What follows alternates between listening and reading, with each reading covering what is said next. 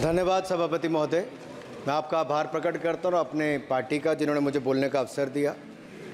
मैं बधाई देता हूँ श्रीमती निर्मला सीतारमण जी को, माननीय वित्त मंत्री जी को, जिन्होंने 7वां लगातार बजट दिया है। ये केवल केंद्रीय बजट नहीं, ये जन भावनाओं का बजट है, इसलिए मैं उनको बहुत बहुत इसके लिए बधाई देता हूँ। अगर आप बजट की ओर देखेंगे, इसकी भूरी भूरी प्रशंसा सब तरफ से हुई, लेकिन एक नेता ने यहाँ खड़े होकर जिस तरह से पहले कटाक्ष किया कमल पर, ना जाने कमल से उनको क्या विरोध है, लेकिन कमल के लिए, कमल का अगर शब्द का प्रयोग राजीव नाम के लिए भी किया जाता है, कमल के फूल को अगर राजीव कहेंगे तो वो भी है, लेकिन कहीं ना कहीं कमल को बुरा दिखाने का प्रयास किया गया। अरे भाई, ये बात सही है कि हमारा चुनाव चिन्ह कमल का फूल है और जनता ने तीसरी बार लगातार हमें सत्ता में बिठाने का काम किया है, लेकिन केवल ये कमल का फूल नहीं, इन्होंने अपमानित कुछ और करने का काम भी किया और मैं उसका थोड़ा उल्लेख यहाँ पर जरूर करना चाहता हूँ। ये कमल, इससे जुड़ा हुआ नाम राजीव भी है, और राजीव आप जानते हैं किसका नाम है, आप सब जानते ही हैं। तो क्या उनको भी बुरा समझते? क्योंकि इन्होंने कहा, इन्होंने राजीव को हिंसा के साथ जोड़ने की बात कही, कमल को हिंसा के साथ जोड़ने की बात कही, लेकिन मैं कहना चाहता हूँ माँ लक्ष्मी का आसन भी कमल है, हमारा राष्ट्र पुष्प भी कमल है, और जिस पद्मासन मुद्रा में सिंधु सभ्यता में भगवान शिव की पशुपति नाथ के रूप में मूर्ति मिली थी, लोकमान्य तिलक पद्मासन मुद्रा में ही समाधिलीन हुए थे। आप कहते हैं कमल के चारों तरफ हिंसा है। आप कमल का अपमान नहीं कर रहे, आप बल्कि महायोगी भगवान शिव, भगवान बुद्ध और लोकमान्य तिलक जैसे महापुरुषों का अपमान कर रहे हैं। इसलिए अगली बार कमल के बारे में बोलने से पहले थोड़ा सोच कर बोलिए कि आप किस किस का अपमान कर रहे हैं। और केवल रील के नेता मत बनिए, मीम्स आपकी खूब बनती है। रियल नेता बनने के लिए सच बोलना पड़ता है। और सर, कुछ लोग एक्सीडेंटल हिंदू हैं और महाभारत का ज्ञान भी एक्सीडेंटल है। और उस नेता के अलावा और कौन नहीं जानता कि महाभारत में अभिमन्यु का वध 7 महारथियों ने मिलकर किया था। जयद्रथ, दुर्योधन, दुशासन, कर्ण, द्रोणाचार्य, कृपाचार्य और शकुनी। लेकिन राहुल जी ने कभी महाभारत, शायद, अब मुझे तो पता नहीं, पढ़ा भी नहीं, पर देखा भी नहीं होगा शायद सर, मुझे लगता है अंकल सैम ने लिख कर दिया होगा,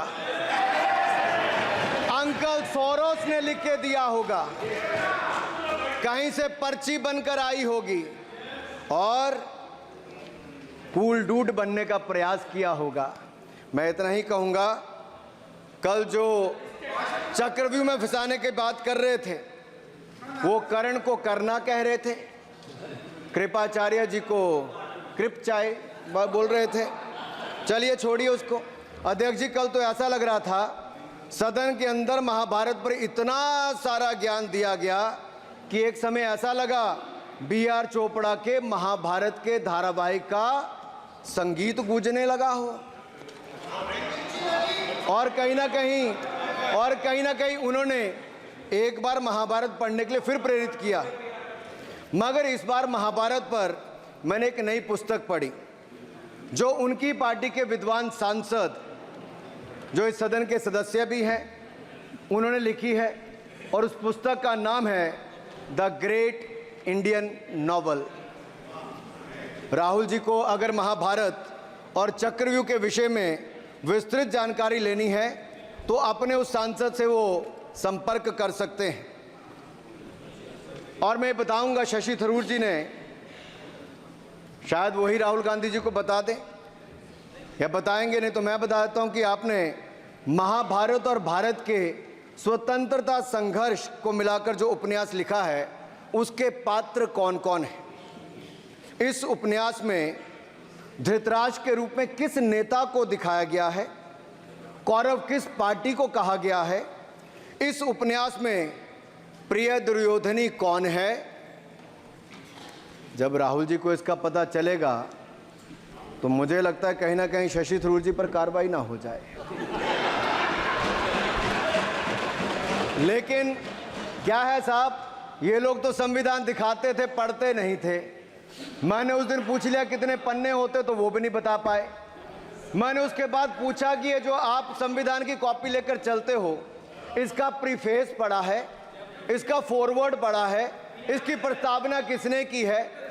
के वेणुगोपाल जो सॉलिसिटर जनरल इनकी सरकार के समय भी रहे होंगे, सीनियर एडवोकेट हैं, या गोपाल शंकर नारायण जो सीनियर एडवोकेट हैं, उन्होंने उसकी प्रस्तावना की थी और प्रस्तावना में लिखा था कि कैसा काला अध्याय वो इमरजेंसी का समय था। और ये संविधान जो डॉक्टर BR अंबेडकर जी ने दिया, अगर ये नहीं दिया होता तो आम जनमानस को अपने अधिकारों का पता भी नहीं लगता। लेकिन इन्होंने तो उसको पढ़ा ही नहीं था, लेकिन केवल कॉपी दिखा रहे थे इतने दिनों से साहब। ऐसे ही महाभारत पर भी ऐसी हालत लग रही है। और मुझे लगता है, और नहीं तो गूगल दादा तो थे, इनसे पूछ लेते आप क्या करते हो साहब, साथ में कुछ बताया करो। सर इस उपन्यास के, माननीय सभापति जी, इस उपन्यास के मुताबिक जिस पार्टी के सर्वे सर्वा आप हैं, उस उपन्यास के वही कौरव पार्टी है। मैं अपनी तसल्ली के लिए कुछ पंक्तियों को यहां उद्धृत कर देता हूं। मैं कोट कर रहा हूं सर, पेज नंबर 245 से। The India of which Dhritarashtra assumed the leadership on 15th August 1947 had just been through a cathartic process of regeneration, another stage in this endless cycle. अब 15 अगस्त 1947 को प्रधानमंत्री के रूप में मोदी जी तो नहीं थे, और ये कह रहे हैं कि जिन्होंने 15 अगस्त 1947 को उस समय वो सत्ता ली थी, वो धृतराष्ट्र थे। तो धृतराष्ट्र किसको कहा गया? धृतराष्ट्र को किसको कहा गया? अब आपने मुझे बांध रखा है। कल स्पीकर ने कहा है, स्पीकर महोदय ने कहा कि उस समय के लोगों का नाम नहीं लेना। तो प्रथम प्रधानमंत्री जी को धृतराष्ट्र मैंने नहीं कहा, इनके अपने ही सांसद ने अपने ग्रेट इंडियन नॉवल में कहा है। शशि थरूर जी कहाँ हैं? कहीं छिप तो नहीं गए? आज शो कॉज हो सकता है। फिर देखिए प्रिय दुर्योधनी और धृतराष्ट्र के विषय में क्या लिखा है। I quote from page 293। In Delhi, blind Dhritarashtra ruled with Priya Duryodhani by his side, and he pledged the nation not so much to the gas and hot water of his Fabian preceptors, but to smoke and steam of the modern industrial revolution their ancestors had denied this country. Sir ये सबको पता है कि इस देश के एकमात्र Fabian Samajwadi कौन थे, और ये फैबियन समाजवादी कौन थे उसके बारे में किसी और ने नहीं, आपके ही सांसद ने लिखा है। अरे वाह, इसमें तो आगे इमरजेंसी की चर्चा भी है, और जिसे इंदिरा गांधी जी ने थोपा था। और इमरजेंसी के लिए उपयोग किया है। Saugata dada, you are not Shashi Tharoor, please. ये देश इनकी यातनाओं का सर भुगत भोगी रहा इमरजेंसी के समय, और वो काला खंड, वो काला अध्याय वो देश कभी भूल नहीं पाएगा, जिसने देश के लोगों को कठिन शब्द इमरजेंसी के बारे में भी बताया। सर तो हम चर्चा कर रहे थे द ग्रेट इंडियन नॉवल के अध्याय 7th बुक की, जिसमें प्रिय दुर्योधनी और उनके प्रिय पात्र शकुनी शंकर डे देश में आपातकाल लगाने की योजना बना रहे थे। सर मैं पढ़ता हूं कि शकुनी ने क्या कहा। I quote, What you could do now is to declare an internal siege, a grave threat to the stability and security of the nation from internal disruption. जिस बुक को आप कोट कर रहे हैं, उस बुक को आप सबमिट कर दीजिए। मैं कर दूंगा साहब, एक कॉपी आपको भी भिजवा दूंगा साहब, एक टेबल पे भी रख दूंगा। So what you could do now is to declare an internal seize, a grave threat to the stability and security of the nation from internal disruption.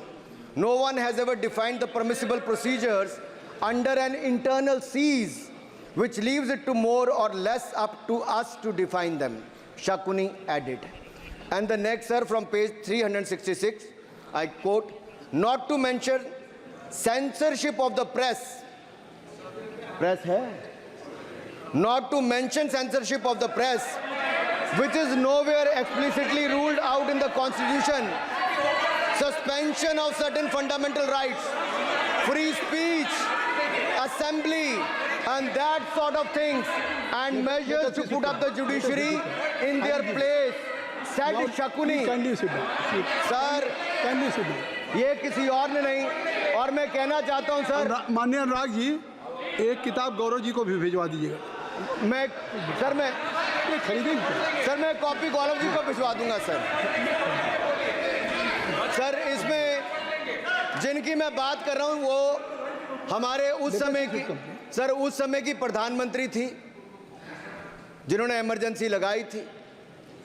एक नेता की स्वर्गीय दादी जी भी हैं, और मैं उनके नाम के आगे प्रियदर्शिनी भी लिखा जाता था, और उन्होंने इमरजेंसी लगाई थी। लेकिन माननीय सभापति जी, मैं कहना चाहता हूं, दुशासन और दुर्योधन दोनों बहुत ही दुष्ट और बदमाश हो सकते थे, लेकिन उन्होंने भी कभी इमरजेंसी नहीं लगाई थी। दुशासन और दुर्योधन दुष्ट भी हो सकते हैं, दुश्मन भी हो सकते हैं, बदमाश भी हो सकते हैं, लेकिन उन्होंने भी इमरजेंसी नहीं लगाई थी। सर, पूरे उपन्यास में 74 बार कौरव और कौरव पार्टी की चर्चा हुई, हर एक में कांग्रेस का चरित्र झलकता है। राहुल जी सदन में हजारों साल पूर्व हुए महाभारत की कहानी सुना रहे थे, मगर उनकी अपनी पार्टी के पढ़े लिखे एक विद्वान पूर्व मंत्री और सांसद आज के महाभारत की कहानी लिखते हुए बताते हैं कि कौन कौरव था, कौन शकुनी था, कौन धृतराष्ट्र था, कौन दुशासन था, कौन दुर्योधन था, कौन कर्ण था। जरूर पढ़िएगा, सबके किरदार उसी में मिलने वाले हैं। और शायद जिस समय शशि थरूर जी लिख रहे थे, उस समय आपका टैलेंट इनको पता नहीं था, नहीं तो 100 पन्ने तो आप पे ही लिख देते साहब। आप चाहते कार्रवाई हो जाए। माननीय सभापति जी,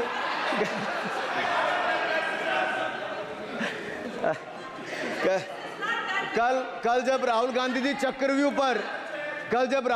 चक्रव्यूह पर बहुत ज्ञान दे रहे थे, तो पीछे दो लोग, कुमारी शैलजा जी और दीपेंद्र जी, बैठकर मुस्कुरा रहे थे।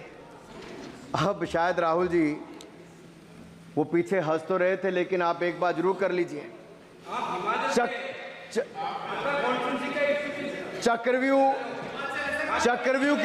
चक्रव्यूह के परिप्रेक्ष्य में इन दोनों से बेहतर कौन बता सकता है हरियाणा के चुनाव आने वाले हैं। जान लीजिए कि कौन शकुनी है और कौन अभिमन्यु है, नहीं तो बहुत देर हो जाएगी।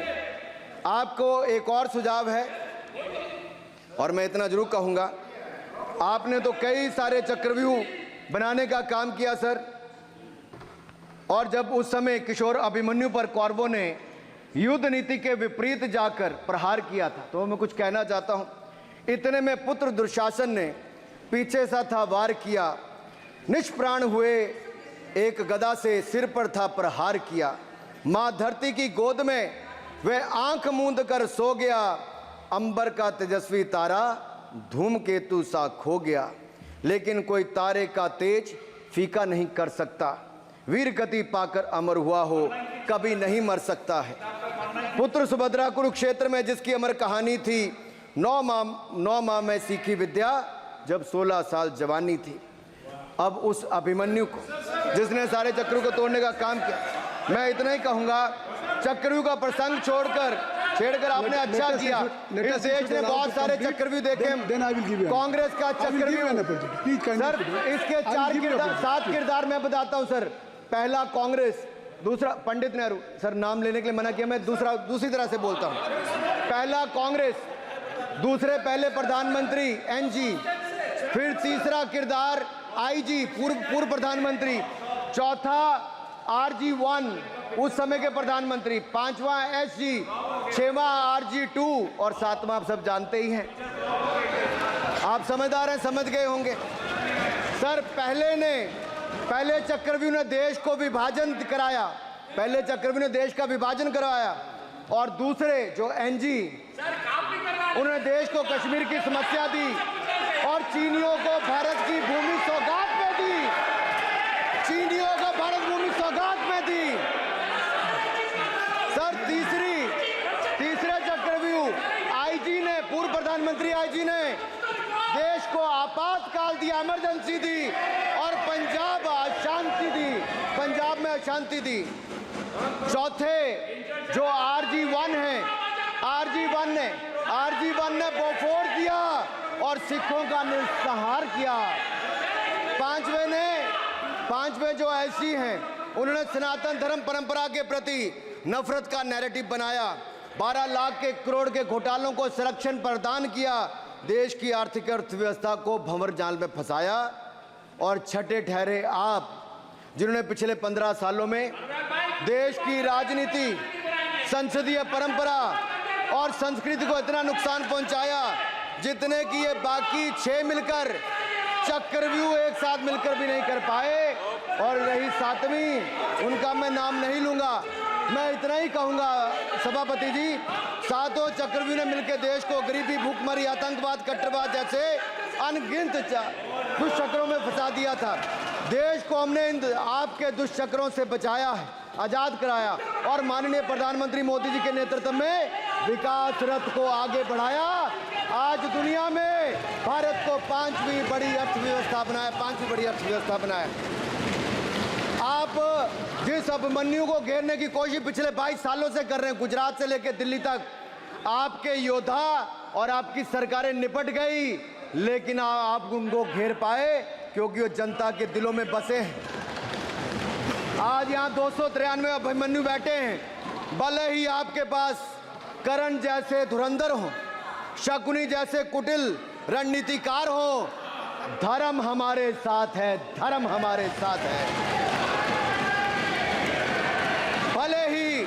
भले ही आपके पास नारायणी सेना हो, लेकिन स्वयं भगवान कृष्ण हमारे साथ है, स्वयं भगवान कृष्ण हमारे साथ है।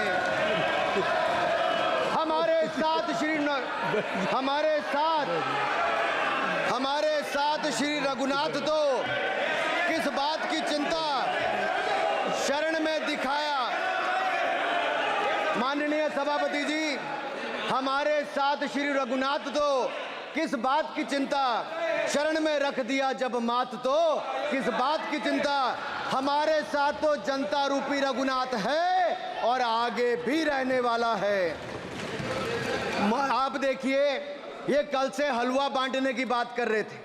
अध्यक्ष महोदय, झूठ के पैर नहीं होते, ये झूठ अक्सर कांग्रेसियों के कंधे पर सवार होकर सैर करते हैं, जैसे मदारी के कंधे। सर इसको देख लीजिए।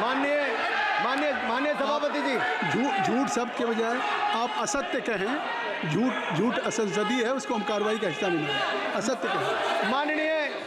माननीय सभापति ji, I have already given ruling, mister Venugopal ji, I have given ruling, please. माननीय सभापति, असत्य के पैर नहीं होते, असत्य के पैर नहीं होते, और ये असत्य अक्सर कांग्रेसियों के कंधे पर सवार होकर सैर करता है। जैसे मदारी के कंधे पर बंदर होता है, वैसे ही राहुल जी के कंधे पर झूठ का बंडल होता है। जैसे मदारी के कंधे पर बंदर होता है, वैसे ही राहुल जी के कंधे पर झूठ का बंडल होता है, जिसे वो रोज यहाँ परोसते हैं। ये बजट पर, सदन पर। माननीय सभापति जी, जिस व्यक्ति को बजट निर्माण की प्रक्रिया का पता ना हो, संसदीय कार्य में रुचि ना हो, मात्र अध्यादेश को फाड़ने का काम किया हो, उससे क्या अपेक्षा की जा सकती है? मैं पूछना चाहता हूँ, हलवा किसको मिला? मैं पूछता हूँ, हलवा किसको मिला? राहुल जी बताइए, हलवे की बात की थी, जीप घोटाले का हलवा किसने खाया? वो फोर्स घोटाले का हलवा किसने खाया? अंतरिक्ष देवास घोटाले का हलवा किसने खाया? नेशनल हेराल्ड के घोटाले का हलवा किसने खाया? सबमरीन घोटाले का हलवा किसने खाया? अगस्ता वेस्टलैंड घोटाले का हलवा किसने खाया? 2G स्कैम हलवा किसने खाया? कॉमनवेल्थ स्कैम का हलवा किसने खाया? कोयला घोटाले का हलवा किसने खाया? वाल्मीकि योजना घोटाले का हलवा किसने खाया? चारा घोटाले का हलवा किसने खाया? यूरिया स्कैम का हलवा किसने खाया? राहुल जी, हलवा मीठा था या फीका? माननीय सभापति जी, कुछ लोग ओबीसी की बात करते हैं। मैं ये कहता हूं, इनके लिए ओबीसी है। गौरव सुनिए, गौरव बड़ा इंपॉर्टेंट है। आप kindly address to the chair. माननीय सर, इनके लिए ओबीसी का मतलब है only for brother in law commission, only for brother in law commission. और only for brother in law commission के लिए काम करने वाली पार्टी अदर बैकवर्ड कास्ट की बात करती है तो आर्नी को भी पंखे के साथ लटकर आत्महत्या कर लेनी चाहिए।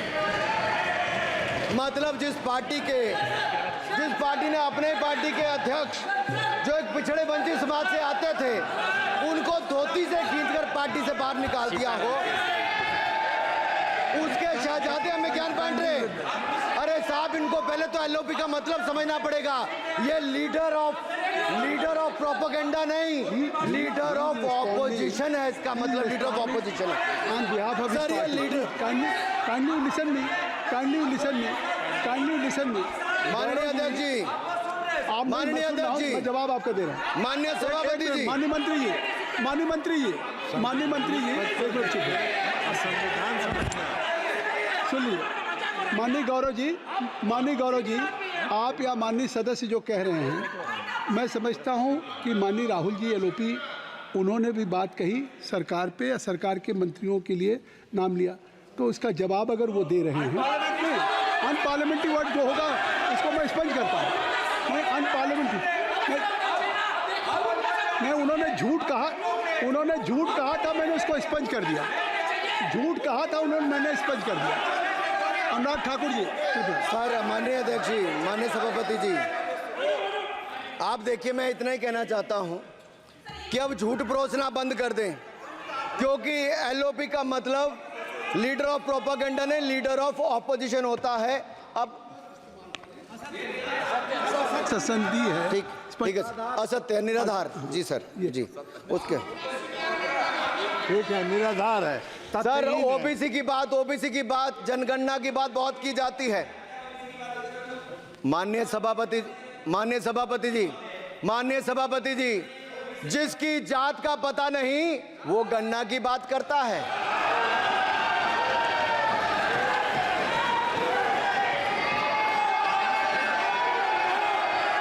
जिसकी जात का पता नहीं वो गणना की बात करता है।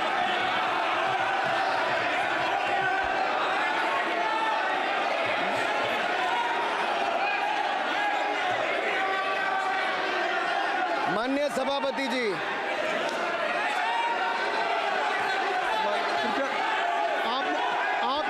आपने जो आप बैठ जाएं। माननीय अखिलेश जी, आपने जो बात उठाई है मैं उसको दिखवा लूँगा। मैं आपकी बात को ले रहा हूँ। उन्होंने जो बात कही है, आप जो विरोध कर रहे हैं, मैं उसको दिखवा लूँगा। आपने जो बात कही उसको मैं दिखवा लूँगा। अनुराग जी, माननीय सभापति जी, कृपया आप लोग बैठ जाएं। आप बैठ जाएं। अच्छा, आप बैठ जाएं। ठीक है। गौरव जी,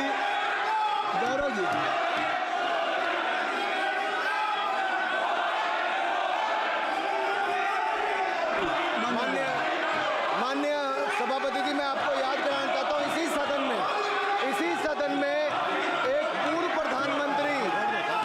प्रधानमंत्री जी ने RG1 ने ओबीसी को आरक्षण देने का विरोध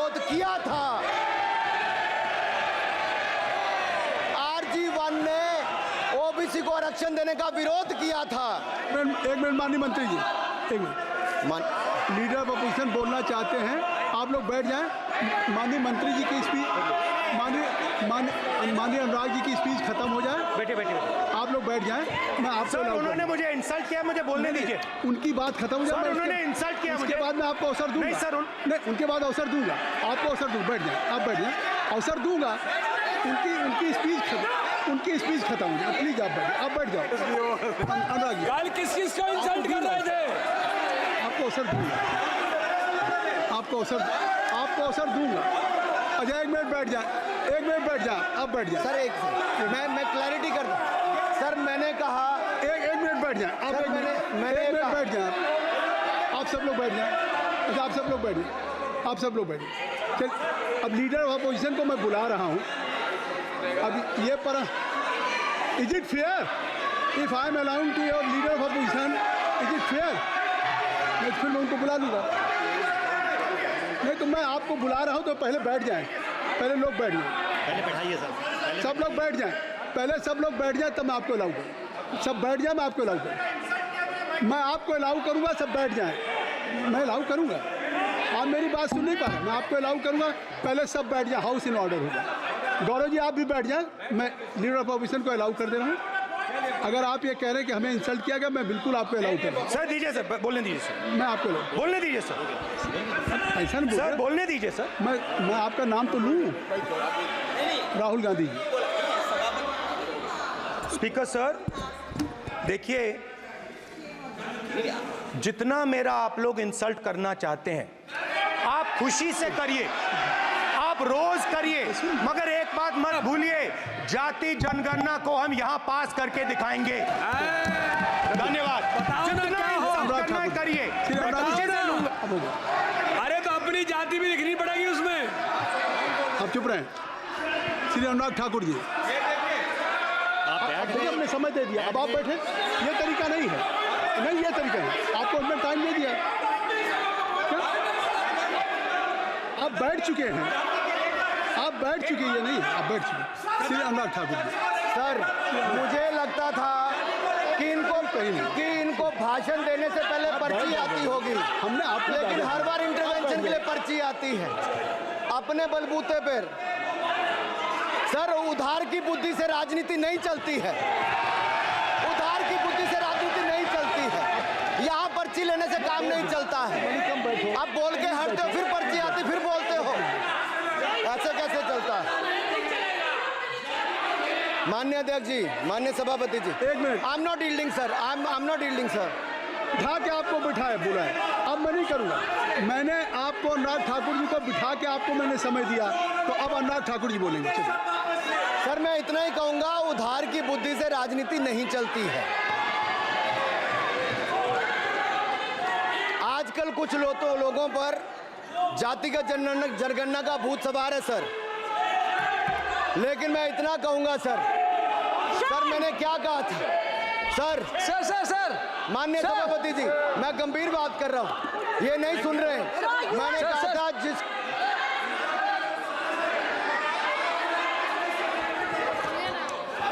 ठाकुर टैगोर प्लीज।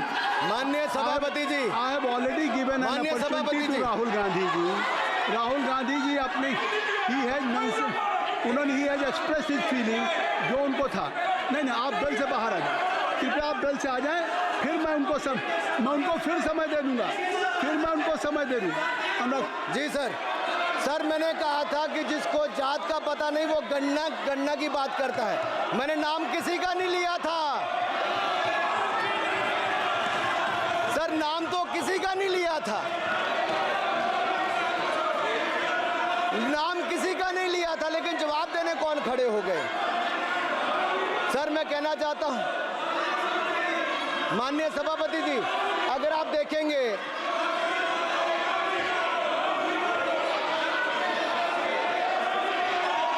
मैंने अनुराग जी को बिठा के मैंने माननीय राहुल गांधी को समय दिया, मैंने अनुराग ठाकुर जी को बिठा के, तो कृपया आप लोग जब एलओपी को टाइम मिल गया तो आप सदन में व्यवधान अब फिर बोलना चाहते हैं, आप खड़े हो जाइए।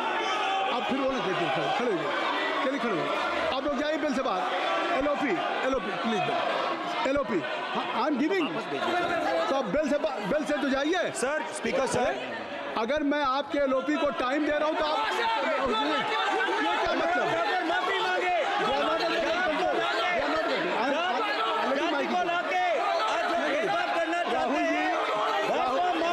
राहुल गांधी जी, हमने आपको समय दिया, अपने मेंबर से कहिए कि बैठे तब तो आप बोलेंगे, बैठिए तब तो बोलेंगे भाई। राहुल गांधी जी कह रहे तब तो बोलेंगे।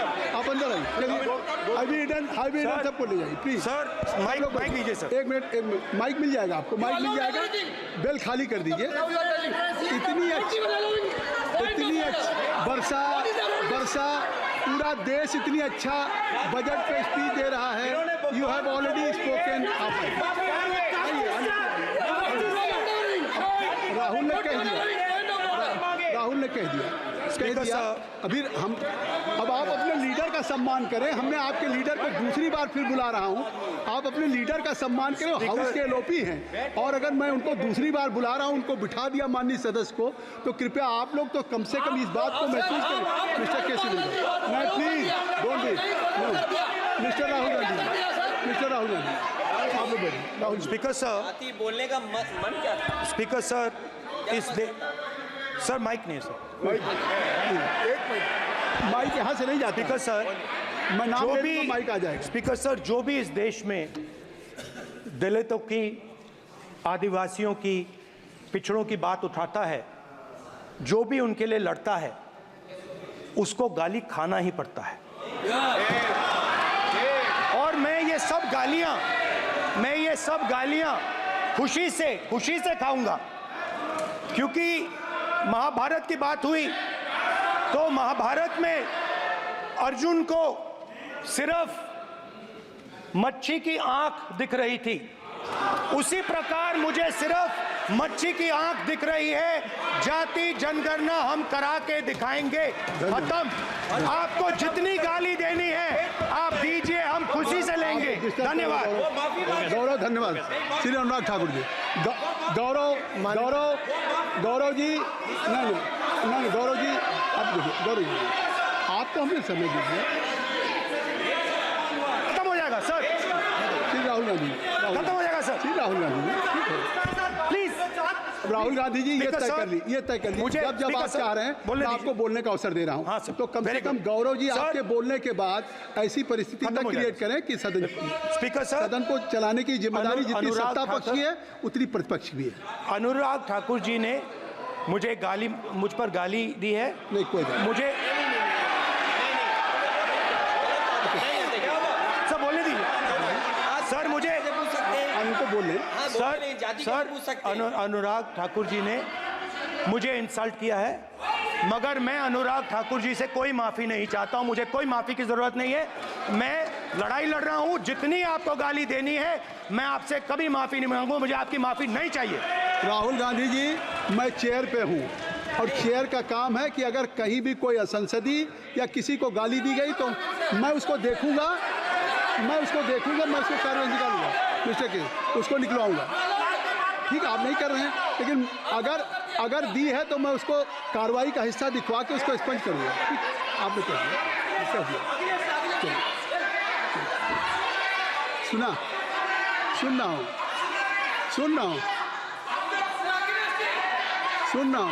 मैं।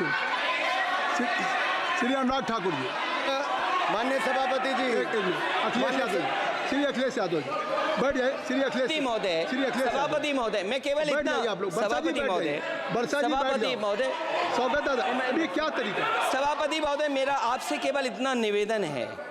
माननीय मंत्री रहे हैं, बड़े दल के नेता हैं, मंत्री रहे हैं, बड़ी बात कर रहे थे। मैं महाभारत, शकुनी, ये सब बातें कह रहे थे, दुर्योधन तक यहाँ ले आई है। मैं केवल सभापति महोदय इनसे ये पूछना चाहता हूँ, आपने जाति कैसे पूछ ली है बताइए बस। आप जाति कैसे पूछ सकते हैं? आप बताएं, जाति कैसे पूछ सकते हैं? आप पूछ के दिखाओ जाति तुम। आप जाति कैसे पूछोगे तुम?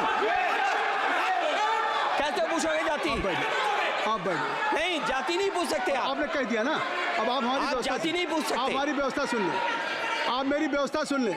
कोई सदन में किसी की जाति नहीं पूछेगा। अनुराग ठाकुर जी, मैंने उसको स्पष्ट कर दिया। श्री अनुराग ठाकुर जी, माननीय सभापति जी, बात आ गई। अब माननीय सभापति जी, उस समय के प्रधानमंत्री स्वर्गीय आरजी वान जी ने यही कहा था कि ओबीसी के आरक्षण का विरोध करता हूं। ये तो सदन में है। आरजी वान ने कहा था कि मैं ओबीसी को आरक्षण का विरोध करता हूं। अब ये तय करें कि वो सही थे या ये सही हैं, और आपकी पार्टी गलत थी कि आप गलत हैं, और वो पिछड़ा विरोधी थे कि आप पिछड़े के पक्ष में हो। और उस समय की पूर्व प्रधानमंत्री आईजी ने कहा था कि जात पर ना पात पर। अभी मैंने तो कहा नहीं सर, उस समय कहा गया था। और इसी तरह से ही कृपया अपना भाषण संक्षिप्त सर, करें। मंडल आयोग की रिपोर्ट हो, काका कालेलकर की रिपोर्ट हो, इस पर कौन वर्षों तक बैठा रहा सर? जवाब देना होगा इनको, कौन देगा जवाब? अगर उस समय उसको लागू कर दिया होता तो आज ओबीसी के अधिकारी भी ज्यादा होते, बाकी भी होते। और यही नहीं सही, इन्होंने दलित के साथ, आदिवासी के साथ, ओबीसी के साथ विरोध किया। ओबीसी कमीशन को तो संवैधानिक दर्जा भी नहीं दिया। अगर संवैधानिक दर्जा दिया तो मोदी सरकार ने आकर दिया है, माननीय अध्यक्ष जी। और मैं इस सदन के लिए पढ़ देता हूं सर। नेहरू जी ने 1961 में आरक्षण के विरुद्ध में लिखा था, I quote, I react strongly against anything which leads to inefficiency and second rate standards. I want my country to be a first class country in everything. The moment we encourage the second rate we are lost, I unquote. ये किसने कहा? देश के पहले प्रधानमंत्री ने कहा। आप उससे सहमत हो कि नहीं सहमत हो बताइए? माफी मांगोगे उसके लिए कि नहीं मांगोगे? कृपया चेयर को आप एड्रेस करें।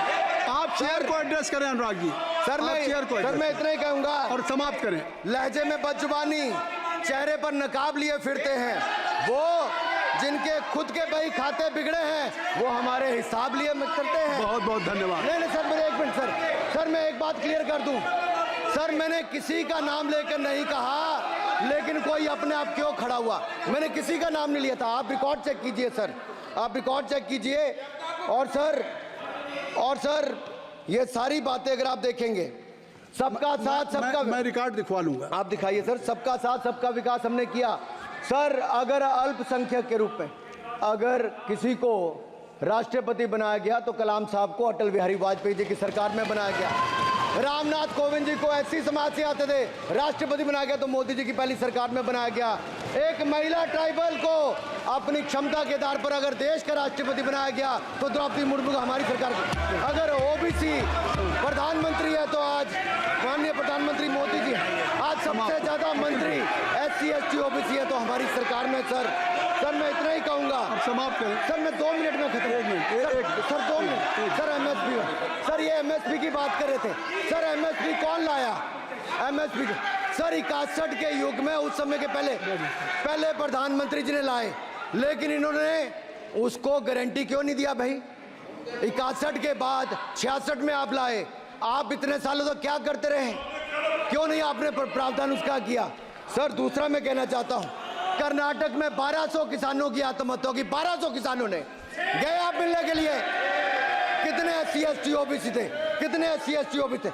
सर वहां के ओबीसी का पैसा, एससी एसटी का पैसा, उनका बजट 34% कर्नाटक में खत्म करके अलग कर दिया गया। पूछा आपने क्या उनसे? कौन किया?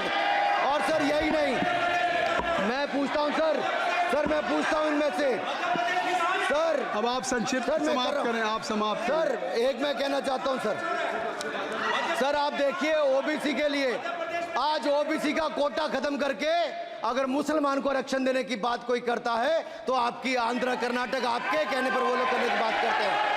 आप यहाँ पे ओबीसी की बात करते हो सर। माननीय सभापति जी, मैं एक बात और कहना चाहता हूँ यहाँ पर। एक बात सर, अग्निवीर की बात कही गई और अखिलेश यादव जी ने मेरा नाम लेके कहा। सर मैं हिमाचल प्रदेश से आता हूँ, बहुत छोटा राज्य, 70 लाख की आबादी है सर देश में कारगिल के समय सबसे ज्यादा शहादत दी तो हिमाचल के वीर सपूतों ने दी।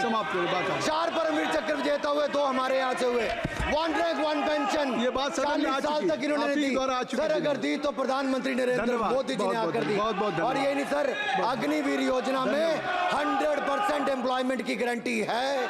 और हमारी एंटरप्रेन्योर। सर एक बात अंत में लास्ट बात कह रहा हूँ सर, ये लास्ट है सर, मैं एक बात ये आखिरी बात कह रहा हूँ सर, युवाओं के लिए बजट में बहुत कुछ है, नौकरी से लेके इंटर्नशिप से लेके बाकी सब। मैं निर्मला जी को और प्रधानमंत्री जी को बहुत बहुत उसके लिए बधाई देता हूँ। सर स्पेस सेक्टर के लिए 1000 रुपये वेंचर कैपिटल फंड भी दिया गया। सर जिस देश में स्पेस के नाम पर शायद बहुत कम कुछ दिखता था, आज चंद्रयान मिशन की सफलता के कारण दुनिया का पहला देश भारत बना है। सर यही नहीं सर, इनके समय हेमराज का गला रेत कर ले गए थे, वापस नहीं लाए थे, हमने सर्जिकल स्ट्राइक करके अपनी सेना को मजबूत किया है। सर डॉक्टर प्रदीप, स्टार्टअप में सर हम नंबर 1 बने। सर आखिरी लाइन है सर 30 सेकंड सर, आखिरी लाइन सर, ये कहते हैं देश में डर का माहौल। सर मैं इतना ही कहूंगा, डर का माहौल है अपराधियों में, डर का माहौल है भ्रष्टाचारियों में, डर का और भय का माहौल है देशद्रोहियों में, अधर्मियों में, कुकर्मियों में, और सबसे ज्यादा डर का माहौल है देश के दुश्मनों में। सर देश के दुश्मनों में। सर अंत में मैं इतना ही कहूंगा कि माननीय निर्मला जी ने 7वां बजट तो लाए, ये जन भावनाओं का बजट है जिसका पूरा सदन पूरी प्रशंसा करता है, और इनको माननीय प्रधानमंत्री जी को बहुत बहुत बधाई और साधुवाद। Doctor Pradeep Panigrahi, doctor Pradeep Panigrahi, doctor Pradeep क्या कहना चाहते हैं? शशि थरूर जी। Rule 353. Mr. Premchandran ji. He has not. He cannot take my I'm name not repeatedly mentioning without notice. No. I have given whatever you wanted to raise. Already LOP has raised the issue. Akhilesh Yadav ji has raised. No point of order. No point of order. No, nothing.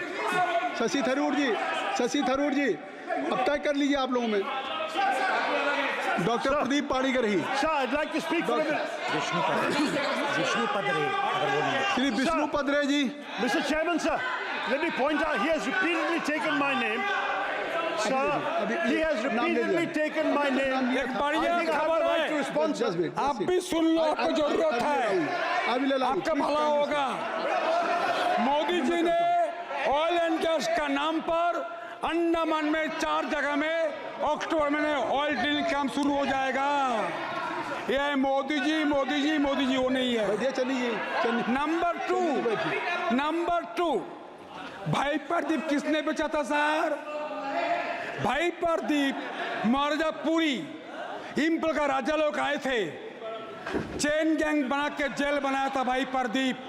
इस party ने भाई प्रदीप बेचा था casino का नाम पर, जुआ खेलने का नाम पर बचाया था। मैं विष्णु बदराय एंटनी माफी मांगा था, भाई प्रदीप बेचा था इन लोगों ने।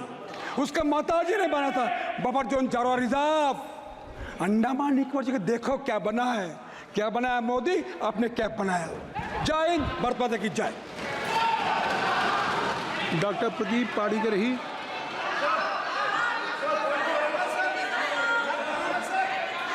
सर क्या चाहिए बताइए, क्या चाहिए सर? नहीं क्या चाहिए? नहीं है तो छोड़ दीजिए, महामंत्री को खड़ा करते हैं ना, फिर और क्या? मंत्री जी को बुला लीजिए। शशि थरूर जी। लो सुन लो सर, ये 353 allegation. Sir, I just want to point out, sir, that under rule 353, the honourable member has no business taking my name repeatedly without providing notice, sir. And the notice was not given.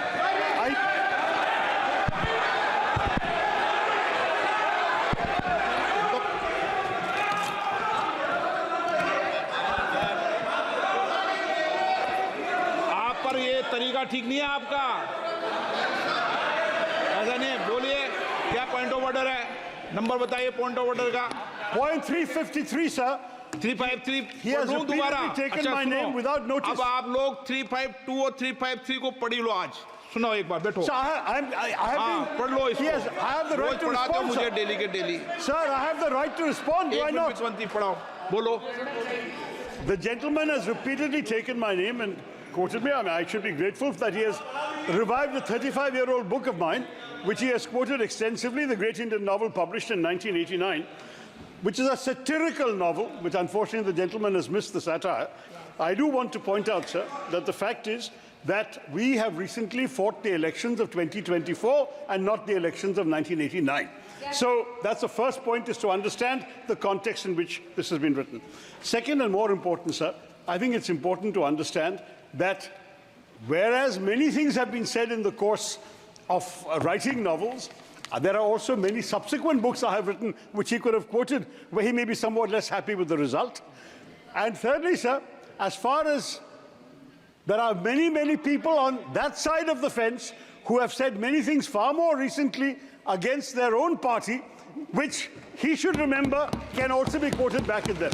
So I think at this point, sir, this is not a literary discussion. I'm grateful for this, but I don't believe this is the right way to proceed in this matter. Thank you, sir. Sir अगली बार नए novel का इस्तेमाल कर लेंगे sir. सारे सदन को रोज सदन में इस किताब को उठाते हो आप, और रोज एक कानून उठाते हो 352, 353 बाइबल है। तो ये दो बाइबल के दो अंश आज मैं पढ़ के सुनाता हूँ पूरे सदन को इस बाइबल।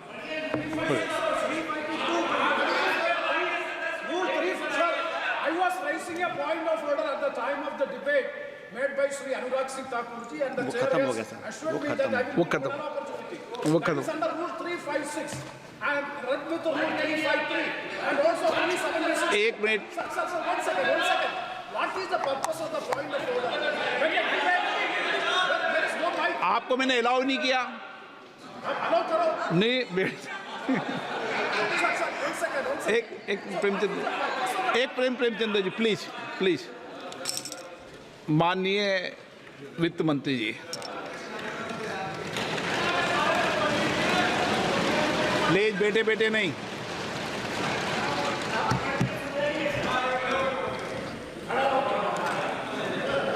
Sir, thank you.